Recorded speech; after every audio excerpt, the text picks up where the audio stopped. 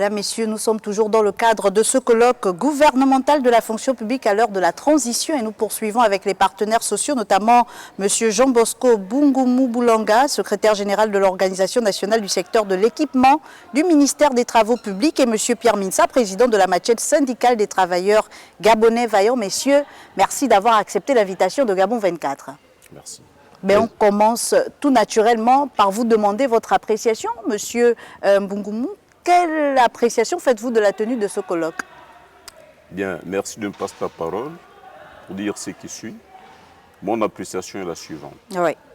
Ce premier colloque gouvernemental sous l'ère de la transition, pour moi, il revêt le sceau d'une communication objective qui a été faite par M. le Premier ministre de ce qui est le bilan des 12 mois passés. Voilà ce que je peux dire. Monsieur Minsa, après avoir pris part au forum de la fonction publique, c'était en 2020 je crois, et à tous les rassemblements qui visaient à discuter ou à débattre de la question de la fonction publique et de ses problématiques, quelle est votre appréciation de ce colloque de 2024? Le Premier ministre, chef du gouvernement, la transition a fait une communication importante allant dans le sens de la prise de conscience pour que enfin l'administration propose aux usagers un service public de qualité et que l'usager trouve satisfaction totale. C'est l'objectif. Mais après la communication du Premier ministre, je voudrais dire que les autres communications, à l'exemple de celle de la fonction publique, cette communication n'a pas été du tout convaincante. Pourquoi? Parce que... Elle fait état d'avoir régularisé plusieurs situations administratives, d'avoir intégré, reclassé. Pourquoi vous pensez qu'elle n'a pas été convaincante? Vous savez, il existe ce qu'on appelle le FUR, le fichier unique de référence. D'accord. C'est une application qui a coûté beaucoup d'argent à l'État gabonais. Et les agents publics ne sont pas seulement concentrés dans le Grand Libreville. Ils sont à l'intérieur du pays. Oui. Quelle est la démarche qui est entreprise par ces agents publics quand ils veulent l'aboutissement de leur situation administrative? Ils sont obligés de venir vers la capitale. Ils sont obligés de venir vers la capitale. Effectivement. Et quand tous ces agents publics viennent vers la capitale, avec les multiples risques encourus, malheureusement, au niveau de la fonction publique, on dit à ces agents, y compris même ceux de Libreville, que votre situation est en machine. Bon, ça fait 5 ans. Madame le ministre contredit en disant qu'elle a... Elle a régularisé toutes les situations? Non, ce sont des contre-vérités. La fonction publique ne cesse de dire aux agents que votre situation est en machine. En machine.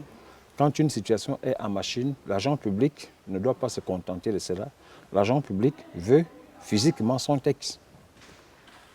Et s'il y a eu régularisation, ça veut dire que le processus de visa et signature a été respecté. Oui. Même s'il n'y a pas encore effet solde, la première satisfaction serait que l'on ventile ces textes-là aux concernés, qu'on fasse des copies, qu'on les ventile aux concernés. Puisque finalement... Et les concernés ne sont pas en possession de ces textes, parce que les textes n'existent pas physiquement. Monsieur Bungumu, est-ce que vous avez le même retour de cette situation à la fonction publique? On le sait bien, il y a 2 types de régularisation, les régularisations administratives et les régularisations soldes. Pour Madame le ministre qui s'occupe de la première partie des régularisations, elle dit avoir fait le travail. Bien, moi je pense que c'est un flou artistique qui est entretenu par Madame le ministre de la fonction publique. Parce que lorsqu'elle dit qu'elle a signé les actes pour régulariser les situations administratives, à savoir les recrutements, les reclassements, les avancements automatiques, mais il n'en est rien, puisque aucune ventilation n'a été faite. Est-ce que ce n'était pas l'objet? La ventilation de ces actes administratifs qu'elle prétend dire qu'elle a signé, ou qui sont signés n'est pas faite. Est-ce que finalement, ce n'était pas l'objectif de ce colloque de communiquer dans un premier temps pour permettre à l'agent public de repartir vers le ministère de la fonction publique et regarder que la situation avait effectivement madame, évolué? Dans sa communication qu'elle vient de faire tout à l'heure, elle a bien dit qu'elle a fait. Elle a fait. Et dans ce cas-là, il a semblé qu'elle a aussi dit que la ventilation était faite. Pas du tout. Si elle a été faite, c'est peut-être, je peux dire, à 2% ou 3%. Il n'y a qu'à faire le tour des administrations pour savoir combien des agents sont en possession de leur texte administratif. Oui. Il s'agit de ça. Et tous les agents, Monsieur Pierre Minsah, ont donc le devoir de repartir vers la fonction publique pour voir leur situation évoluer. Mais si ce n'est pas le cas, qu'est-ce qui se passe? Ça, ce n'est pas une situation normale. Parce que au niveau des ministères utilisateurs, oui, il y a les directions centrales des ressources humaines qui sont les démembrements de la fonction, justement, de la fonction publique. Il y en a qui font pleinement leur travail. On les avait mis en avant en disant que désormais, avec les DCRH, on n'aurait plus à connaître tous ces problèmes. Madame la journaliste, il y en a qui exécutent pleinement leur boulot. Je parle des directeurs centraux des ressources humaines qui font pleinement leur travail, mais ils sont limités par le fait qu'ils font le travail au niveau sectoriel, mais au niveau de la centrale, ça ne suit pas. Vous voyez? Malheureusement. Monsieur JBB venait de dire, camarade JBB venait de dire tout à l'heure là, que c'est peut-être un taux d'exécution de 2%. Je suis d'avis, je dirais même 1,5%. Parce que, je vous assure, vous savez, l'agent public s'attend à un texte, je voudrais dire, à une attestation de recrutement. Oui. Bon nombre d'agents publics, déjà en solde, n'ont pas les attestations de recrutement. Donc, il y a déjà un défaut. Est-ce que cela coûte de l'argent? Ça ne coûte absolument rien. Rien que la signature des attestations de recrutement. La signature d'une attestation de recrutement, c'est la responsabilité exclusive du ministre de la fonction publique. Très bien. Pour quel coût? 0 francs. Et après cela, il y a les textes d'intégration. Les textes d'intégration ne coûtent pratiquement rien. Oui. Parce que quand vous avez déjà votre salaire, on prend simplement votre salaire, la solde indiciaire, la solde de base, la bonification indiciaire pour certains, le logement et le transport. Quand on vient maintenant prendre votre texte d'intégration, là, ça ne coûte pratiquement rien au niveau de l'administration publique. Donc, l'attestation de recrutement, le texte d'intégration sont les actes gratuits que la fonction publique doit prendre pour ventiler aux personnes concernées. Mais il y en a aujourd'hui qui n'ont pas de texte d'intégration, qui n'ont pas des attestations de recrutement. Est-ce qu'à cet instant-là, on peut dire que Madame le ministre de la fonction publique a fait son travail? Je dis non. Alors pourquoi ça coince? Qu'est-ce qui coince? Autre chose. Le gel, nous sommes dans le gel de façon officieuse depuis 2015 et de façon officielle depuis 2018. Avec l'arrivée du CTRI, en novembre 2023, le gel a été dégelé, si on peut le dire ainsi. Alors, à partir de ce moment-là, ça veut dire désormais que les avancements automatiques reprennent leur cours. Naturellement. Vous voyez, les reclassements reprennent leur cours normal, et ainsi de suite. Oui. Bon, qu'est-ce qu'on constate? Nous constatons malheureusement, pour le déplorer, que tout ce qui est dit par la communication gouvernementale via la fonction publique, c'est de contre-vérité.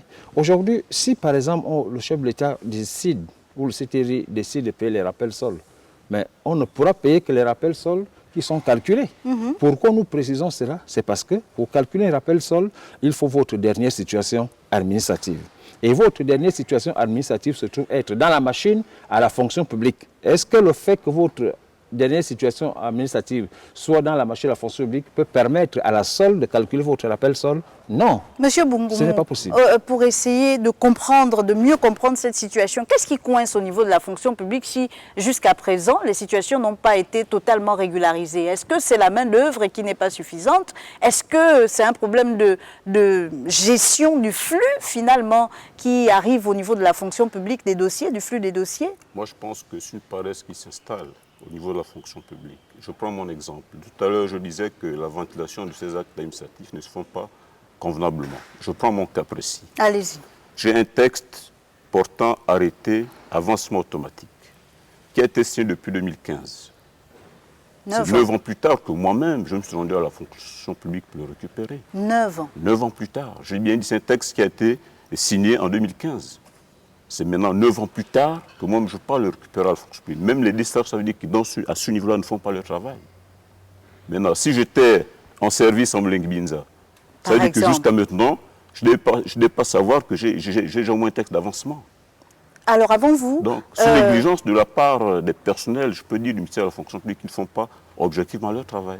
Ça, il faut le dire. Il faut le dire, bien évidemment, vous avez le droit de le dire. On a eu sur un autre plateau le professeur Ovono Ebe, président du SNEC section UOB, qui parlait de décentralisation comme solution de la fonction publique. Est-ce que ça trouverait sa place, cette décentralisation finalement de cette administration qui aujourd'hui semble un peu opaque dans sa façon de fonctionner?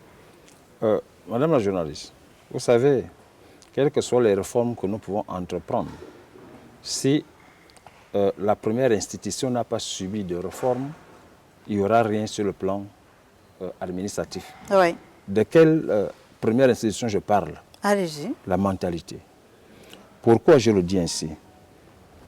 Nous avons longtemps crié, et décrié même la mauvaise façon de faire de ceux avant le 29 août 2023. Par exemple, quand il fallait organiser les concours administratifs, le conseil était que les 3/4 des jeunes qui gagnaient avaient certainement des parents. C'était le constat. Mais avec le CTRI, il fallait avoir un nom. Il fallait connaître quelqu'un. Il fallait connaître quelqu'un. Parfois, même sans concourir, on était... Vous voyez, c'est les manières que nous avons décriées avant le 29 août 2023. Avec l'arrivée du CTRI, la restauration de la dignité. Les jeunes qui ont passé leur concours à l'ENA. Par exemple. À l'ENA. L'ENA est sous tutelle directe du ministère de la fonction publique. Et je voudrais rappeler aux uns aux autres qu'avant ce concours, on avait déjà annulé un autre concours de l'ENA sous le CTRI. Oui, ça s'était très mal passé. Ça s'était très mal passé. Et le ministère directement a pris la main. Le ministère, en prenant la main, nous sommes curieux de savoir que bon nombre de jeunes Gabonais ont passé ce concours. Certains ont été déclarés admissibles, d'autres ajournés. Mais que l'on regarde quand même sur la liste des admissibles, les gens qui dormaient pendant que le concours se déroulait, ça veut dire qu'ils n'ont pas concouru, mais qui sont admissibles. Finalement, est-ce que ce sont les mêmes pratiques que l'on va retrouver durant cette période de transition? Moi, je ne voudrais pas que l'on fasse l'amalgame. Je parle des faits réels. Comment quelqu'un qui n'a pas passé un concours se retrouverait-il admissible à un concours de l'ENA? C'est une grande question que l'on a envie de vous poser. Et là, ce n'est pas le 29 août 2023, c'est le CTRI. Vous voyez? Monsieur Blanca, comment on arrive? Le deuxième cas de figure, c'est ceux déclarés admissibles qui ont passé les épreuves du second tour, filière impôt. Mais ceux-là, déclarés admis, filière impôt, ont été déplacés de leur filière d'origine pour être dans l'administration générale. C'est des choses que nous ne pouvons pas expliquer, nous. Mais ce sont ces choses-là qui entachent la bonne marche du CTRI. Clairement. Parce que, qu'est-ce que les gens vont dire? Ce qu'on a décrit hier, c'est la même chose qui se reproduit aujourd'hui avec le CTRI. Vous voyez? Mais moi, Pierre Mintsa, je ne prends pas un coup. Non. Ce n'est pas moi qui prends un coup. C'est le président de la République, le président de la transition qui prend un coup, parce que c'est lui qui a formé son gouvernement. Et c'est son gouvernement qui fait ce travail. Et finalement, lorsqu'on fait le bilan un an après, c'est un gros boulet au pied du ministère de la fonction publique. Monsieur Mbungumu, comment on arrive encore à parler de ces cas-là qu'on a décriés par le passé, alors que nous sommes en pleine restauration des institutions? Bien, le camarade Mitsa parlait de la responsabilité, en d'autres termes. Oui. Voilà. Si aujourd'hui, nous continuons à avoir la même pratique, simplement c'est parce que le premier Gabonais qui dirige le pays a estimé qu'il doit continuer à travailler avec la même hauteur de plus de 80%. Ces personnes qui ont mis à genoux ce pays, c'est un problème de mentalité. On ne peut pas dire qu'on veut changer la donne et continuer avec les mêmes personnes qui ont saboté ce pays dans le temps jadis. On parle quand même de l'ENA, l'école d'administration. nationale d'administration. Je voudrais abonder sur une situation que Monsieur le Premier ministre de la Transition n'a pas abondée.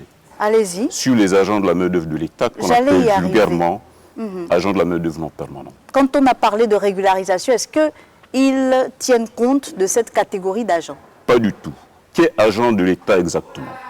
Ce qui est agent de l'État, c'est l'agent fonctionnaire, oui, l'agent contractuel sous tutelle, oui, et l'agent de la main-d'œuvre non permanente, qui est membre de l'État, qui est lui régi par le Code du travail, secondé des conventions collectives par secteur. Mais aujourd'hui, je prends un cas. Je suis conducteur d'engin. oui. Je conduis un bulldozer qui a coûté plusieurs centaines de millions de francs CFA.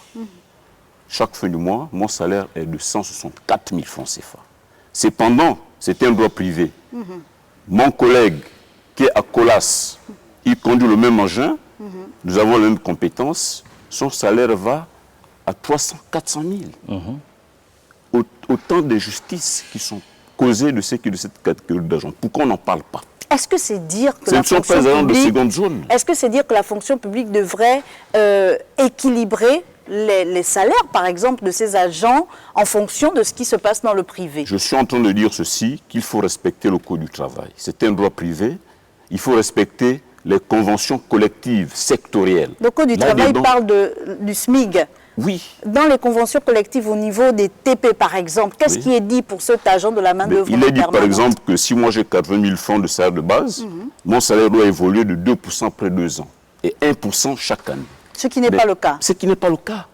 Ça veut dire qu'à ce niveau-là, la loi, elle est brûlée. Monsieur Minsa. Elle n'est pas respectée. Vous savez, c'est déjà une aberration qu'un personnel qui est utilisé dans l'administration publique puisse cotiser au niveau de la CNSS. Voilà. Vous voyez? Parce que... c'est comme si on était dans un régime hybride. Effectivement, la main-d'œuvre non permanente est dans un système hybride entretenu. Entretenu. Pourquoi entretenu? Sobraga, quand Sobraga paye ses salariés, Sobraga c'est qui elle a embauché, n'est-ce pas? Oui. Et quel est l'opérateur privé qui paie la main-d'œuvre non permanente? Il n'y a aucun opérateur privé. Aucun. Nous tous, nous émargeons dans le budget de l'État. Pourquoi donc nos cotisations relèveraient-elles de la CNSS alors que je suis payé par la caisse du Trésor public. Premier cas de figure. Deuxième cas de figure, je crois que la catégorie C est en disparition là. Oui, en train d'être progressivement. Voilà. Tout comme la main-d'œuvre non permanente. Vous voyez? Alors, si on regarde un peu l'une des recommandations du recensement biométrique des agents de l'État 2020-2021, l'une des recommandations stipule, en rapport avec la main-d'œuvre non permanente, que les recrutements de ces personnes-là se feront au cas par cas. Ça veut dire qu'au cas par cas, à la fonction publique. Au cas par cas, c'est ceux-là qui sont déjà proches de la retraite, on ne peut plus les toucher. Oui. Ceux-là qui ont des qualifications, sinon les profils dont l'administration publique a besoin, on les reverse directement à la fonction publique. Est-ce que cette recommandation a été respectée? Non, du tout. Ça n'a pas été respecté. Donc nous avons l'impression que les gens veulent simplement mettre les commodités en place pour nuire à ces jeunes Gabonais. Et je rappelle, quand on est dans la main-d'œuvre non permanente, on ne fait pas carrière. Parce qu'ils étaient recrutés à l'époque pour exécuter les tâches précaires et après exécuter ces tâches, ils partaient. Mais ils deviennent permanents. Est-ce que finalement on devrait garder ces agents de la main-d'œuvre non permanente? Non, moi je pense que... Qu'est-ce qu'on devrait en faire? Je pense que pour ceux qui ont des qualifications, il faut obligatoirement les reverser à la fonction publique parce qu'ils émargent déjà dans le budget de l'État. Ce sera nos différentes propositions. Monsieur Mbungumu, est-ce que vous êtes d'avis qu'il faudrait les reverser? Est-ce que l'État, permettez la répétition, pourrait absorber ce nouveau flux d'agents? Mais ils sont combien? Ils sont 12 000 seulement. Bien, pour répondre objectivement à votre question, je dirais ce qui suit. De ce qui est des agents de la main-d'œuvre de l'État, qu'on appelle vulgairement main-d'œuvre non permanente. Agents de la main-d'œuvre non permanente, qui ont les diplômes à partir du permis de conduire, on les recrute dans la fonction publique simplement. C'est clair. Maintenant, pour ceux-là qui n'ont pas de diplôme, on peut regarder leur ancienneté ou encore augmenter le SMIG, qui est aujourd'hui à 80 000 francs CFA. Au moins à hauteur de 250 ou 300 000 francs. Au moins ceux qui vont rester dans ce statut d'agent public auront au moins des bons salaires. Mais aujourd'hui, ce n'est pas le cas. C'est une des Parce que nous savons que le salaire de base est l'élément clé qui sert de calcul de la retraite. Pension. Pension retraite, elle est basée sur le salaire de base. Comment vous rentrez aujourd'hui agent de la main-d'œuvre non permanente, conducteur d'engin, vous êtes payé à 64 000 francs. 30 ans plus tard, quand vous faites valoir vos droits à la retraite, vous êtes toujours à ce niveau de salaire. Il y a une injustice qui est là bien criable. Qui est là, effectivement. Il faut la régler. Il faut la régler simplement. En plus de cette question de la main-d'œuvre non permanente, est-ce qu'il y a d'autres catégories dans la fonction publique qui a autant de défis aujourd'hui, plusieurs problématiques qu'il faut signifier? Et je me souviens avec M. Minsa, on abordait déjà la question de l'emploi au sein même de la fonction publique qu'il faudrait régulariser. On en a parlé, mais qu'il faudrait revoir aussi toutes les procédures, etc. Les autorités font face à des défis. Comment les régler aujourd'hui? On a eu ce colloque qui s'est tenu en quelques heures. Ça ne règle pas toute la question. C'était peut-être, l'ambition était juste de venir peut-être communiquer les avancements, mais comment réfléchir, pousser la réflexion concernant la fonction publique et mieux régler les problèmes concernant cette administration? Ce colloque, si bien que le Premier ministre a fait une communication importante, mais pour moi, c'est une promenade de santé. Le gouvernement voulait simplement montrer que nous sommes encore là. Allez, monsieur Minsa, vous êtes quand même assez dur, promenade de santé. Non, je ne suis pas assez dur. Le Premier ministre a-t-il répondu à la question de à quand le paiement des rappels soldes? On a posé la question à monsieur le ministre du Budget aussi. Nous commençons par le Premier ministre. Oui. A-t-il donné la réponse à cette question-là? Non.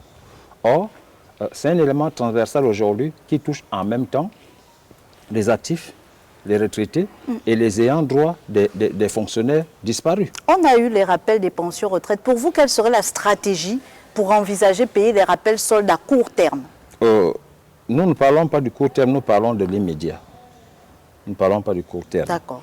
Parce que quand le CTRI rentre aux affaires, la première décision du CTRI l'une des décisions concernait l'octroi des postes budgétaires. Oui. Là, c'est pour soulager nos jeunes diplômés qui ont été envahis par la pauvreté, la misère, le chômage. Je crois que Madame le ministre de la fonction publique a dit qu'ils ont privilégié les situations, les dossiers qui étaient déjà là, en interne. Non, ce n'est pas aussi vrai. C'est pas aussi vrai. Allez-y, poursuivez sur les rappels soldes.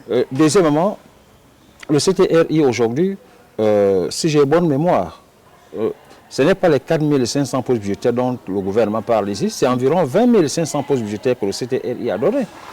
Vous voyez? Expliquez-nous. C'est ce qui est réel. C'est près de 20 500 postes budgétaires, que ce soit dans l'armée ou au niveau de l'administration. Oui, au niveau de l'administration civile. La communication, etc. Tout le monde. Alors, et après ça, une autre des décisions était pour le chef de l'État, le CTRI, de relever les rémunérations des auxiliaires de commandement. Vous voyez? Effectivement. Et après, en février 2024, effectivement le 24 février 2024, il y a eu paiement de 28 milliards de rappels des pensions arrimées et revalorisées, ce qui représente 50%. Donc il reste encore là une partie. 50%. Vous voyez? Et au 29 février 2024, les rappels les pensions ont été arrimées et revalorisées. Bon, tout ce qu'il a fait, tout ce que le CTRI a fait, l'agent public n'avait pas encore trouvé satisfaction. Donc, l'élément qui permet maintenant à l'agent public de savoir que nous sommes dans la restauration de la dignité, c'est d'abord le rappel solde. Le rappel solde aujourd'hui calculé, il est à 106 milliards. J'insiste sur l'expression rappel solde calculé, parce que tous les rappels ne sont pas calculés par le fait que, quand vous allez à la fonction publique pour chercher votre texte, la fonction publique vous dit votre situation est en machine. Quand vous revendiquez le texte, on vous dit votre texte n'est pas physique. On revient encore sur cette situation. Effectivement, dès lors que votre texte n'est pas physique, votre rappel solde ne peut pas être payé. Alors, pour les rappels soldes calculés. Donc, pour les rappels soldes calculés, il suffit de diviser 106 milliards par 3 et puis on voit dans l'immédiat ce que le CTRI peut faire. Et nous savons que ça va se faire. Nous le disons, camarades JBB. Nous le disons, nous savons que ça va se faire. Vous avez une assurance que le gouvernement lui-même n'a pas. Non. Ni le Premier ministre, ni le ministre du Budget. J'ai l'impression. Est-ce que vous connaissez, vous avez une information que le gouvernement n'aurait pas? Non, les informations que nous avons, le gouvernement a toutes ces informations-là, sauf que le gouvernement fuit ses responsabilités. Il fuit ses responsabilités. Clairement. C'est là, les agents publics, civils et militaires, les retraités attendent, parce que le rappel solde, si on divise 106 milliards par 3, nous tournons autour de 35 milliards par là. Bon, tout ce qui a été fait pour les chômeurs, tout ce qui a été fait pour les retraités, tout ce qui a été fait, les seuls qui n'ont pas encore bénéficié des bienfaits du CTRI, c'est bien les agents publics que nous sommes. Que vous soyez les agents de l'État que nous sommes, que vous soyez dans la main-d'œuvre permanente, qui ne revendiquent que leur intégration à la fonction publique, que vous soyez agent public permanent. Comme nous ne revendiquons que le paiement de nos rappels sols. Je ne suis pas encore rentré dans le processus du paiement des indemnités de services rendus, parce que là encore c'est une autre paire de manches. Mais non, ce n'est pas une autre paire de manches, parce que la loi, elle est claire. Le Premier ministre a voulu balayer cette question-là du revers de la main. J'ai dit non. Parce qu'il n'y a aucune recette qui a été prévue pour payer l'indemnité de services rendus des contractuels expatriés. Selon Monsieur le ministre du Budget, il s'agit d'une mauvaise loi. Non. Cette loi des indemnités de services rendus. Alors, s'il vous plaît, vous savez, la loi dont on parle, c'est la loi 1/2005, qui a été prise le 4 février 2005 et qui porte sans texte d'application. Qui porte statut général de la fonction publique. Vous voyez, alors, je voudrais que le gouvernement me montre le texte d'application qui fait payer l'indemnité de service rendue aux contractuels expatriés conformément à la loi 3/88 sur la contractualisation. Il n'y a aucun texte d'application. Mais cette indemnité est payée régulièrement. Monsieur le ministre, pour conclure rapidement, puisque nous sommes arrivés au terme de cette émission, c'est très intéressant et on sait que ces questions vous intéressent au plus haut point. On permettra aussi à M. Bungumu de conclure. Mais vous, oui, terminez sur votre argumentaire rapidement. Donc, vous comprenez que c'est les questions qui sont appelées, en suspens, rappel solde, indemnité de services rendus, et puis la régularisation des situations administratives. Donc, la communication qui a été faite tout à l'heure par le ministre de la fonction publique, pour moi, n'est pas convaincante. Parce que pour sortir un texte en machine, ça ne coûte absolument rien du tout. Monsieur Bungumu, pour conclure, qu'est-ce qu'il faut envisager dans le court, moyen et long terme? Quelles sont les perspectives pour rendre finalement cette fonction publique plus dynamique, plus viable aussi? Bien, pour rendre la fonction plus dynamique et viable, tout à l'heure, le Premier ministre disait ceci, qu'il a demandé au ministre des ministères sectoriels de rentrer dans leur ministère, au moins pendant 3 ou 4 semaines, et échanger pour que l'administration puisse être performante.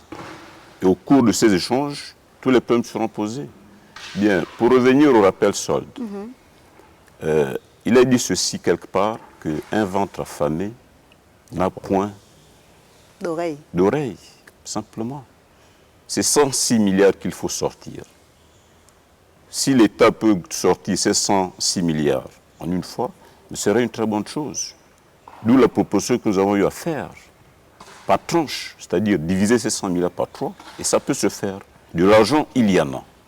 Il y a de l'argent parce que lorsqu'on voit les sorties de monsieur le président de la transition, président du chef de l'État, quand il va à l'extérieur, c'est avec un parterre de personnes. Et c'est beaucoup de centaines ou de dizaines de millions de francs CFA qui sont dépensés. En tout cas, M. Bungumu... Si on divise 106 milliards par 3, ça donne combien? Ça, à peu près dans les 35 milliards, voilà, etc. C'est bien faisable. Si l'État estime qu'il ne peut pas donner déjà les 106 milliards, mais qu'il puisse faire un moratoire. Pour conclure. Au moins de 3 tranches pour conclure. Monsieur Bungumu, votre plaidoyer n'est pas tombé dans des oreilles de sourds, nous l'espérons. Merci beaucoup, Jean-Bosco Bungumu Boulanga. Je rappelle que vous êtes secrétaire général de l'Organisation nationale du secteur de l'équipement au ministère des Travaux publics. Et nous étions avec M. Pierre Minsa, qui n'est plus à présenter, mais quand même président de la Machette syndicale des travailleurs gabonais vaillants. Merci également d'avoir pris part à ce plateau spécial délocalisé où il était question de revenir sur les objectifs de ce colloque gouvernemental de la fonction publique à l'heure de la transition, mais aussi les défis et les enjeux finalement de cette fonction publique à l'heure de la transition. Merci à vous, chers téléspectateurs, d'avoir été des nôtres. Je vous retrouve très vite pour un nouveau programme, une nouvelle émission avec de nouveaux invités. À très vite sur Gabon 24.